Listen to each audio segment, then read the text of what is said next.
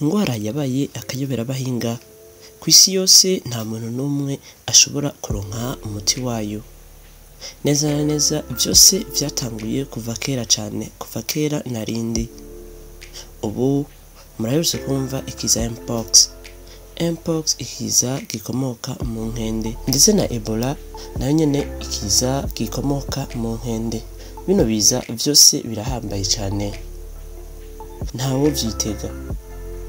Ariko ikiza giteye isibe kandi caburiwe umuti, virus sida ni ikiza gihambaye.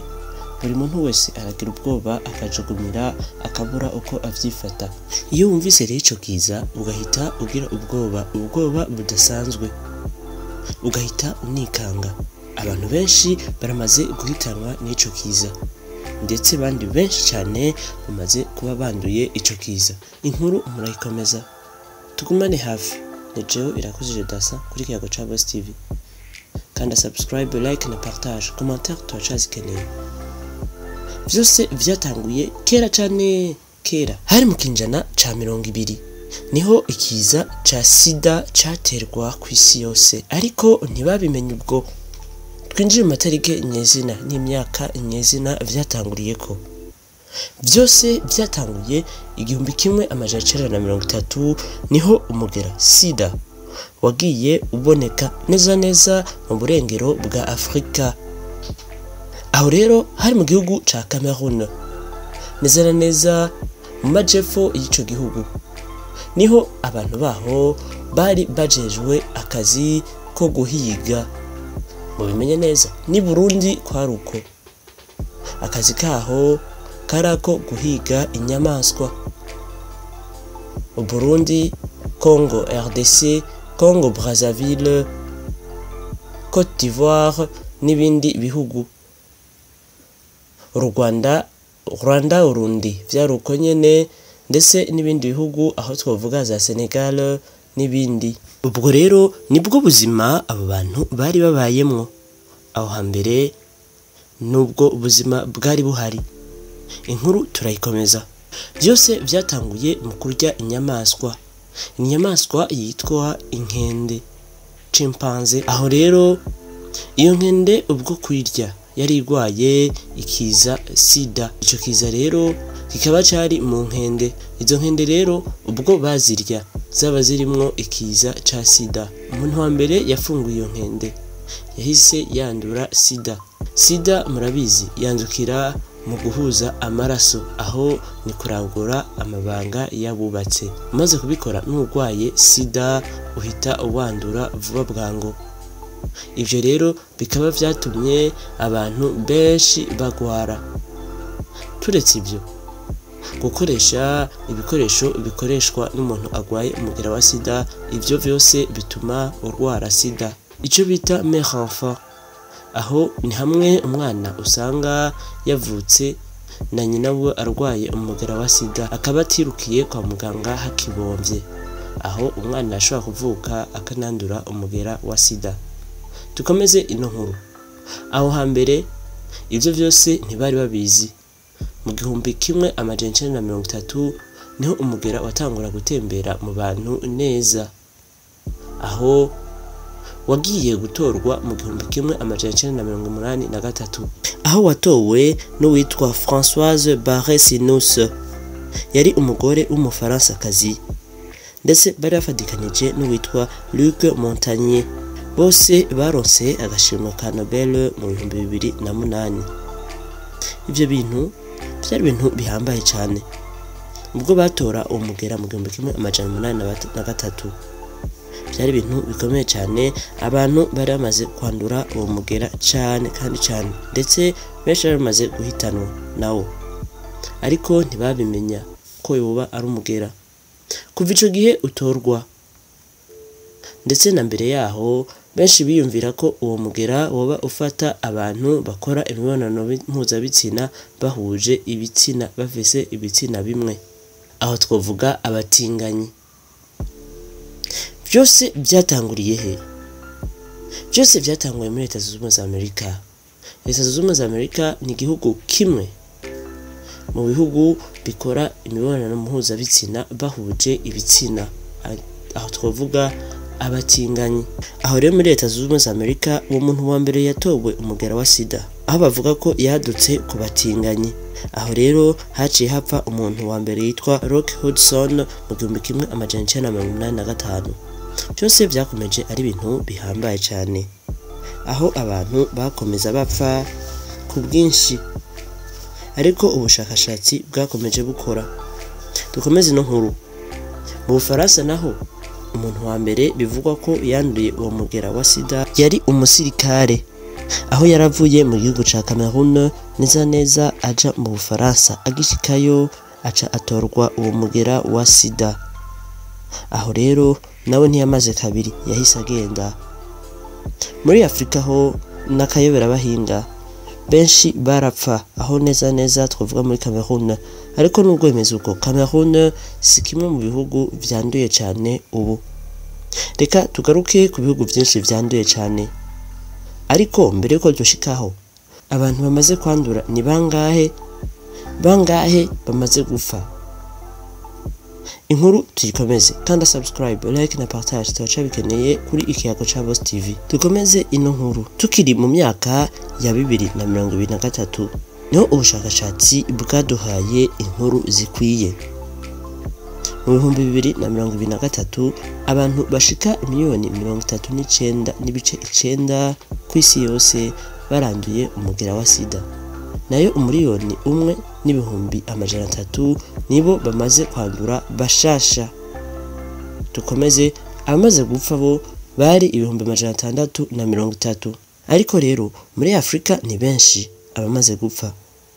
None ko hanze mu Bufaransa, Leta Zunze Ubumwe za Amerika atabantu benshi bagipfa kubw'umugera wa sida.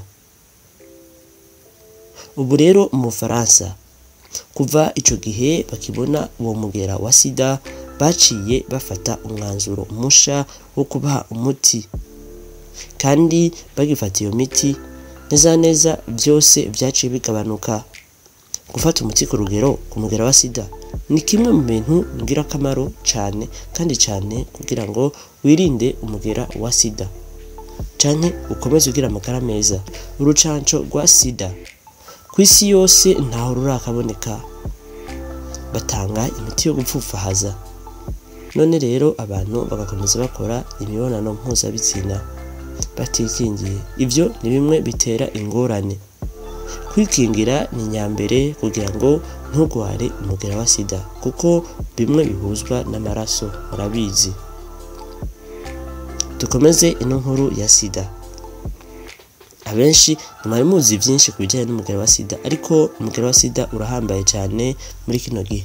Nubwo mubona benshi canke byahagaze bitakivurwa ibintu by'umugera wa sida, umugera wa sida uriho kandi urarembeje abantu. Ushobora kuba urwaye, nyarukira kwa muganga. We nawe utarawugwara, komeza uja kwipimisha urabe aho amagara yawe yobageze. Ibihugu byinshi byo muri Afrika biramaze kwandura umugera wa sida. Aho twavuga cyane Afrique du Sud. Iyi Afrique du Sud imaze kwandura ku bice 18.9%. Aho rero Afrique du Sud irageramiwe cyane. Tutibagiye za Nigeria, Zimbabwe, Zambie n'izindi za Botswana. Umugera wiraye, kandi ubusambanyi iri bwinshi muri ico gihugu. Dukomeze ino nkuru. Neza mu gihugu cy'u Burundi umugera wa sida waraduze cyane ku rwego ruteye ubwoba, ariko ibipimo byo mu 2023 byarekanye ko sida yagiye iragabanuka cyane. Aho twavuga mu gisagara ca Bujumbura ndetse n'ubundi burere. Muri Republika Iharanira Demokarasi ya Kongo byari ibintu bidasanzwe, aho neza mu 1920 ariho umugera wa sida washikaho, kandi ukaba warahitanye abantu batari bake, benshi yewe benshi cyane. Uno mugera muri Republika Iharanira Demokarasi ya Kongo, Kinshasa, niho wari wasaze mu 1920. Murabizi Kinshasa na Belgique ni ibihugu bifadikanije bifise ubucuti bukomeye. Aho rero muri Belgique bagiye babona umukongomani wa mbere canke umunyarepublika wa demokarasi wa Congo agwara umugera. Abantu barawandura muri Belgique. Aho rero bakibibona Ubufaransa bwaciye butangaza ko hari ikiza citwa sida. Ico kiza rero kicumva Republika Iharanira Demokarasi ya Congo yaciye yumva ko ari ingwara bafise. Tuvuye muri Republika Iharanira Demokarasi ya Congo, Cameroun, Yaoundé vyari ibintu bidasanzweho. Ubwo vyavuye ku nkende. Republika Iharanira Demokarasi ya Congo na Cameroun ibihugu bifise inyamaswa nyinshi z'inyeshamba nyinshi cane. Republika Iharanira Demokarasi ya Congo ntiyagiye ihura na sida gusa ndetse na Ebola. Ubwo Ebola yishe abantu benshi muri Republika Iharanira Demokarasi ya Congo. Byari ibintu bidasanzwe. Zari ingorane yaramarira kubabura. Ubwo rero Republika Iharanira Demokarasi ya Congo ifise amashamba menshi cimeza. Abantu baho bifungurira ibitungwa bivuye mu ishamba. Komeza mufyonda subscribe, like na partage. Turashayibutsa muri kumwe na Irakoze Judasa. Dukomeze ino nkuru. Komeza mudukurikirana agatebe mu gashire hagufi. Ariko hari cibagiwe. Mbega VIH sida. VIH niki? Sida nayo niki? Ivyo bintu ni ibintu bibiri bitandukanye. Iyo urwaye VIH siyo sida. Eka habanamba.